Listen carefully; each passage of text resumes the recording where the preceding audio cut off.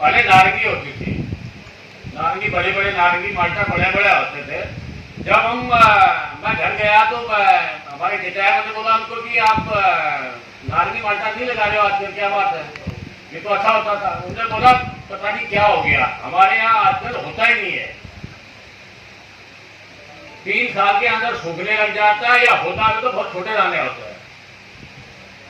लेकिन मैं ये बात आपको इसलिए बताना चाह रहा हूँ कि हम भू संशोधन विकास समिति के माध्यम से वो काम करना चाहते हैं कि इसका मेन उद्देश्य वो एक ऐसी जगह पे, क्योंकि सरकार ने हमारे यहाँ ब्लॉक से 1000 पौधे दिए और मनरेगा से उसको लगाने के पैसे भी दिए, लेकिन जब वो पौधे 1 साल के लगे तो 1 साल पे खत्म हो गए थे। यानी सरकार ने वो पैसा भी लगाया और उसका किसान को कोई फायदा नहीं हुआ। तो हम भू संशोधन विकास समिति के माध्यम से इसको पूरे उत्तराखंड में ऐसे ऐसे जगहों को चिन्हित करके जहां पर जिस वातावरण के हिसाब से सोच ऐसे करके वातावरण कैसे करके जो जहां पर हो सकता है उस चीज को सरकार की मदद, क्योंकि सरकार आज के दिन में पैसा खर्च कर रही है, लेकिन उसका फायदा ग्राउंड लेवल पर नहीं हो रहा है। उस फायदे को हम अपने ट्रस्ट की मदद से हर जन तक पहुंचाना चाहते हैं। मैं लिखना ब्लॉक के डुंगरी गांव का रहने वाला हूं। मेरा बचपन से एक सपना था, जब मैं बड़ा होऊंगा तो मैं अपने गांव के लिए कुछ करूंगा ऐसा। जो मैं अपनी जिंदगी में आगे बढ़ते रहा तो मेरी वो इच्छा शक्ति और तीव्र होती रही। मैं जहां जहां जाता मैं हर जगह यही देखता कि मैं क्या ऐसी चीज सीखा। तो शंकर सागर भाई से एक बार बात हो रही थी तो भाई ने बोला कि आपको रिटायर आने के बाद क्या काम करोगे। तो मैंने इसको बोला मैं एक ही काम करूंगा, मैं अपने गांव जाऊंगा और गांव के विकास के लिए कार्य करूंगा। तो सागर भाई ने बोला बहुत अच्छा प्लान है आपका, आप किस क्षेत्र में काम करना चाहते हो इस पे। तो मैं उसमें एक बार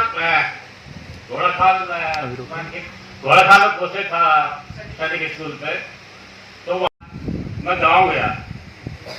तो जब गांव में मैंने पहली बार चाय बगान की बात की तो आप जैसे होता है कि कोई नई चीज आपके ऊपर आती है तो हर आदमी ग्रहण नहीं करता आपको, वो वहां के लोगों के लिए बिल्कुल अलग चीज थी। तो पहला जवाब मुझे मिला, बोला नहीं ये नहीं हो सकता है, हम नहीं करेंगे। जबकि वहां की जमीन उस समय जो आप अभी स्लाइड में देख रहे हैं जमीन की कंडीशन ये थी। मैं एक इंटरनेशनल खिलाड़ी भी रहा हूं। मेरा मुझे वहां ये लगा कि चलो मैं तो इतना सक्षम था कि मैं अपने बच्चे के लिए कर पाया, लेकिन वो लोग जो मेरे बराबर सक्षम नहीं है और उनके बच्चे काबिलियत रखते हैं, वो कैसे इस पिथौरागढ़ से बाहर जाके अपने प्रतिभा को दिखा सकते हैं। तो मैंने वहां फैसला किया कि मैं एक क्रिकेट अकादमी पिथौरागढ़ में खोलूंगा। मुझे चाय दुकान नहीं लगाना है। तो मैं एक फौजी आदमी था, तो हम हमारे फौज में बोलते हैं कि आपको किसी भी लड़ाई को जीतने के लिए सिर्फ एक प्लान नहीं, आपके plan A, plan B, plan C होना चाहिए। तो मैंने उसी तरीके का इस्तेमाल किया कि नहीं आप ये याद नहीं मानते तो दूसरा तरीका अपनाया जाए। तो मैंने क्या किया, मैं एकेडमी में काम कर रहा था, सुबह हम गांव के बीचों बीच जाता था और एकेडमी में काम करता। जो भी बंदा मुझे मिलता मैं उससे 5 मिनट लेता और बताता भाई तुम्हारी जमीन की ये क्वेश्चन है और ये आते आते अगले 10 साल में तुम्हारे बिल्कुल घर के नजदीक ने 40 लाख रुपया बीएडीबी से सक्षम करवाए और पूरे गांव में आज 160 से ऊपर तालाब है।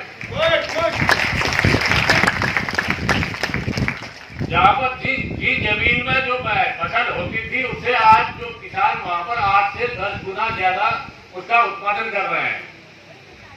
उसके अलावा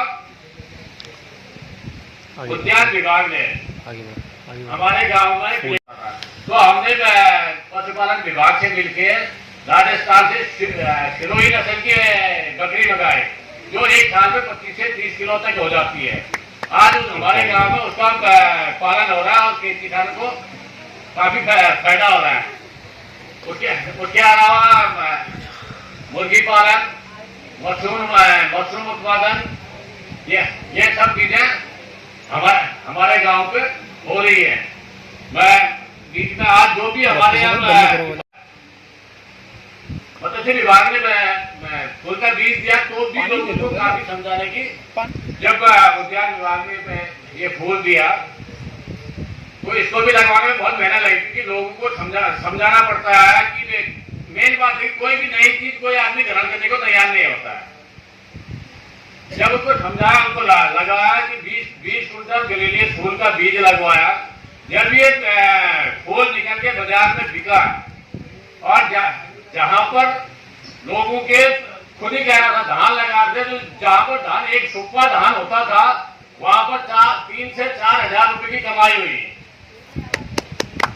तो ये फूल ये लगाने से हमारे गांव का काफी विकास हुआ। इसके अलावा हमारे यहाँ मानने को राजे 60-70% लोग मान गए थे। तो उसके बाद मुझे 1 साल बाद सार्वजनिक मीटिंग बिठाई और सबको बताया ऐसा ऐसा है। तो वहां पर ज्यादा लोग मानने वाले थे, तो सबने बोला ठीक है, हाँ आप कार्रवाई करिए, हम आपके साथ हैं। तो उसके बाद हमने विभाग के साथ कागजी कार्रवाई की और अगले 3 महीने में हमारे पूरे कनालछना ब्लॉक में हमने जो दिया था 60 हेक्टेयर जमीन का दिया था। चाय बगान का नियम है कि 60 हेक्टेयर कम से कम आप कोई चाय बगान मांगे तो 60 हेक्टेयर जमीन आपके पास चाय बगान के लिए होनी चाहिए।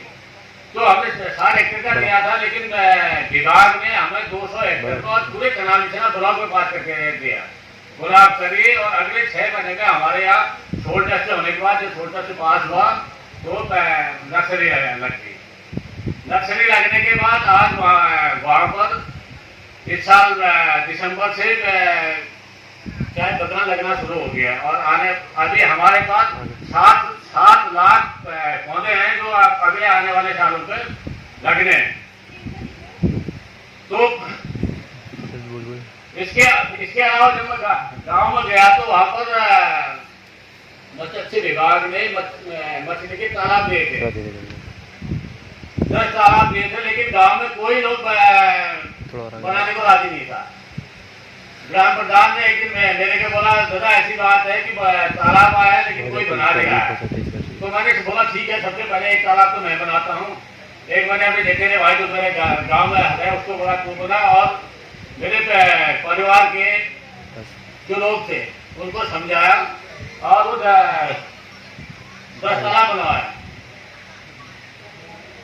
ये वो जगह थी जो उससे पहले मत्स्य विभाग हमारे गांव में आया था और हमारे लोगों को बोला था कि एक ये जमीन है, यहाँ पर मत्स्य विभाग आया और उसने बोला आप हमको लीज में दो, करीब 18 करोड़ का कोई प्रोजेक्ट लगा रहे थे वो, हम आपको नौकरी देंगे और यहाँ पर प्रोजेक्ट लगाएंगे।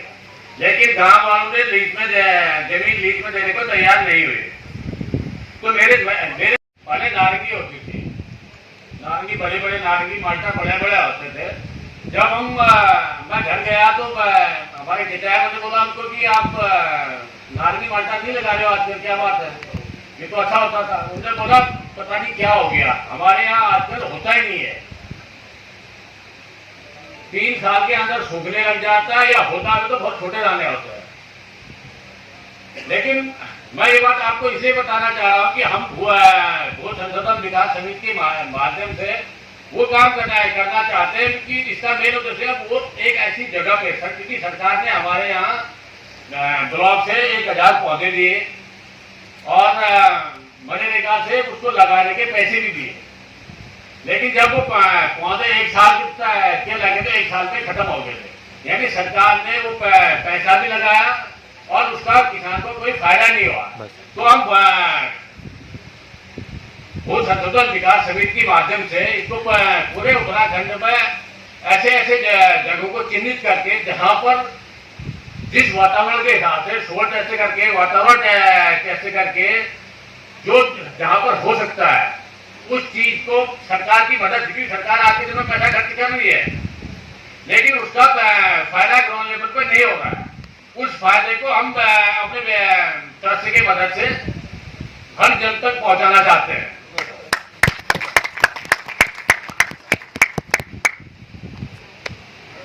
अभी सागर भाई तो बोले जल्दी करो, मुझे बातें और भी थे, लेकिन मैं एक बात और कहूंगा कि हम लोग आज बोलते पलायन हो गया। इस पलायन का मुख्य कारण कौन है? हम ही है। तो जब हम मुख्य कारण है तो हमें हर किसी ने अपने रिटायरमेंट के बाद आपके परिवार से जो समय मिलता है, आपने उस समय को अपने समाज के लिए देना चाहिए। इससे आपका भी रूटीन लगेगा और आपके पीछे आपके समाज का भी भला होगा। तो मेरा मेन कहना है कि हमें अपने समाज के लिए कुछ करना चाहिए। मैं अंत में इतना ही कहूंगा कि एक मशहूर शायर की शायरी है, क्या कहे इबाब, यानी क्या कहे दोस्त, क्या कहे इबाब, क्या कारे नुमाइना कर गए, क्या कहे इबाब, क्या कारे नुमाइना कर गए, ग्रेजुएट हुए नौकर हुए, ग्रेजुएट हुए नौकर हुए, पेंशन मिली और मर गए।